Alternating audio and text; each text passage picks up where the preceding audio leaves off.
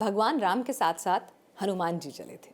और जैसे कहते हैं ना कि जब लक्ष्मण पर कष्ट आया तो भी हनुमान याद आए, जब लंका को दहन करना था, सीता माँ की खोज खबर लेनी थी, तब भी हनुमान याद आए।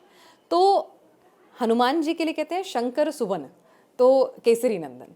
तो भगवान हनुमान और शिव जी का रिश्ता, हमारे दर्शकों को ज़रा उस पर भी आप कुछ ज्ञान दें। देखिए, अंजना माता के गर्भ से जब संतान नहीं हुई, माता अंजना गौतम बाबा के पास में पहुंची महाराज केसरी के साथ, और वहां जाकर उन्होंने निवेदन किया कि पिताजी मेरे गर्भ से संतान नहीं हो रही है, मैं बड़े कष्ट में हूं। गौतम बाबा ने कहा आप एक काम करो, पार्थिव शिवलिंग का निर्माण प्रारंभ कर दो। हमारे यहाँ सनातन धर्म में पार्थिव शिवलिंग का निर्माण बहुत पहले से चला आ रहा है। हाँ, पार्थिव शिवलिंग का निर्माण माता अंजना ने करना प्रारंभ करा। केसरी बाबा उनके पास में बैठे और अंजना माता पार्थिव शिवलिंग का निर्माण करना प्रारंभ करती है। निर्माण करते करते करते करते बहुत समय बीत जाता है।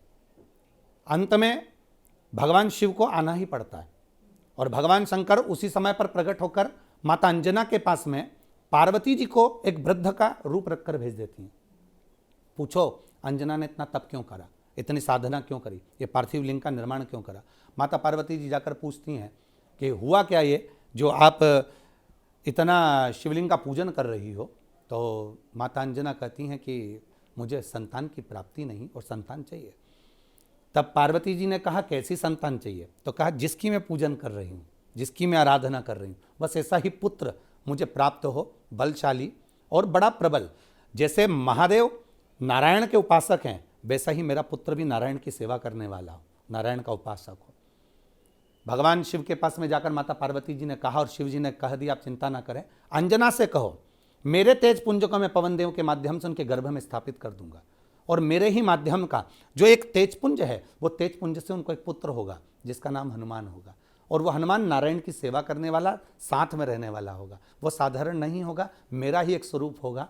जो राम जी नारायण अगर पृथ्वी पर लीला कर कर भी चले जाएंगे तो शिव कहीं नहीं जाता। शंकर तो अजर अमर है, वो कहीं नहीं जाता।